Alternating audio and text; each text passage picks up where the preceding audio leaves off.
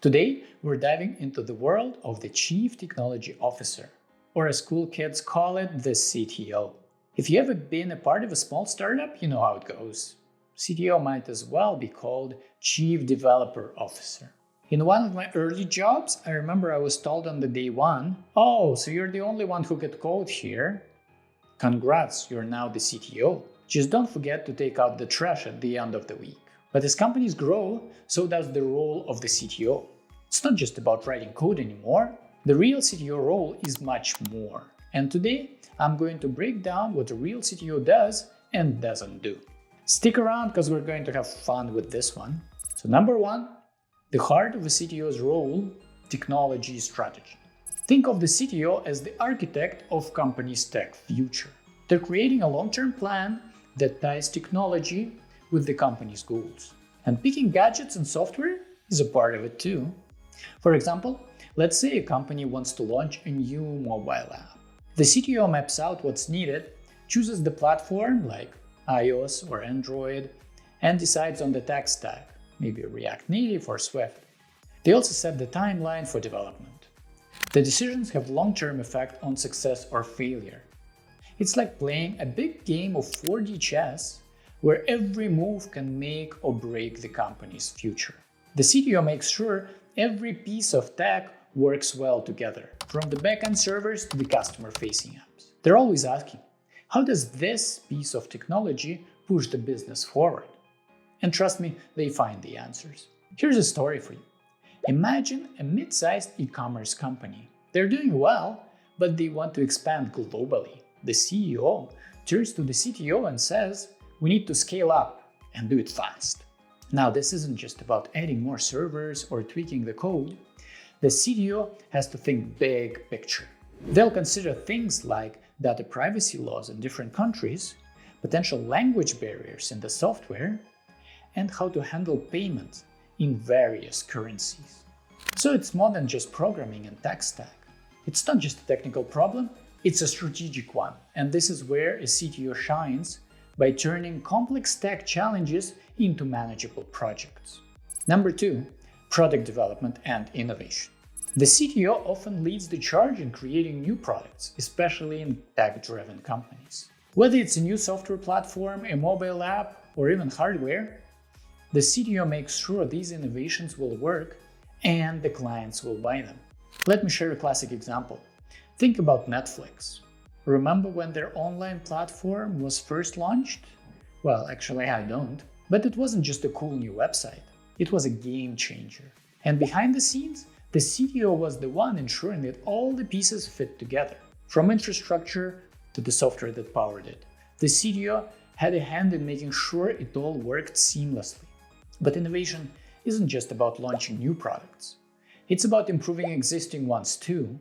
Imagine a CTO at a software company that makes a popular app. The app is good, but it's starting to show its age. Users want new features, but they don't want the app to become bloated or slow.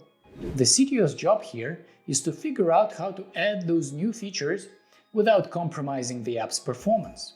The big decisions include whether to expand the existing code base or to throw it away and redo it from scratch. Innovation is all about balancing new ideas with practical execution. Number three is technical leadership. The CTO is the leader of the whole tech team. They set the standards, decide on the best practices, and make sure everyone, developers, engineers, IT, is on the same page.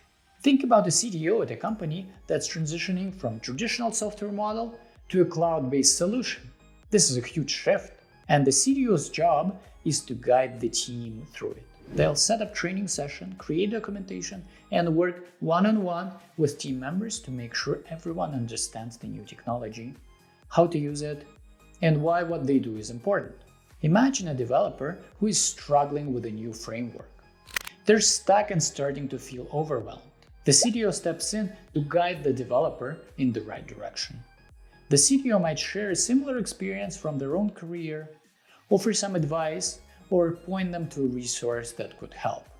It's all about building up the team and fostering a culture of continuous learning. But the CTO doesn't work alone. They're always collaborating with other execs, especially the CEO, Chief Executive Officer. If the CEO wants to launch a new product or expand into a new market, the CTO figures out how to make it happen with technology. Let me paint you a picture. Imagine a CEO comes to a CTO with a big idea, launching a new service that requires real-time data processing. The CEO is excited, but they don't have all the technical details figured out. That's where the CTO comes in.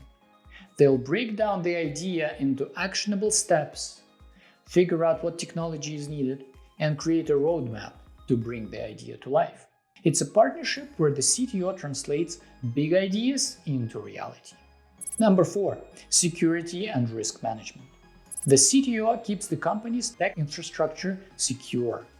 They make sure sensitive data is protected, systems are resilient against cyber attacks, and the company complies with laws like GDPR or HIPAA. Here's a scenario.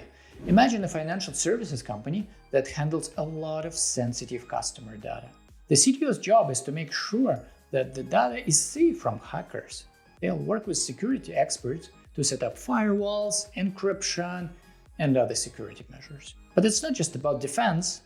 The CTO also has to think about what happens if a breach does occur. They'll have a plan in place for responding quickly, minimizing damage, and keeping customers informed.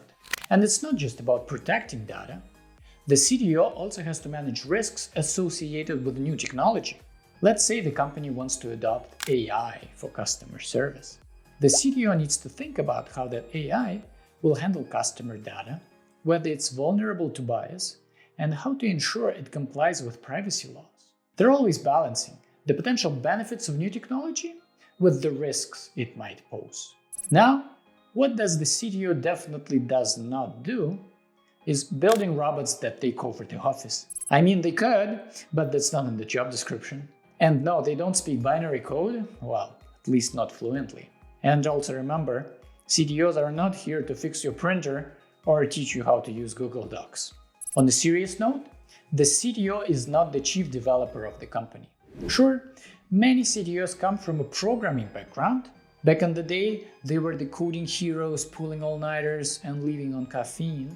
But now their role has evolved. As the company grows, so does the CTO's role. The CTO's job now is to oversee, strategize, and lead. So there you have it. The CTO is a crucial part of any tech-driven company, but they're not the all-knowing tech wizard some might think they are. They're strategists, innovators, leaders, and yes, they often have the deep coding background. If you enjoyed this video, don't forget to hit the like button, subscribe, and share with your fellow tech enthusiasts. Drop a comment below if you want us to break down more roles in future videos. Thanks for watching, and we'll see you next time.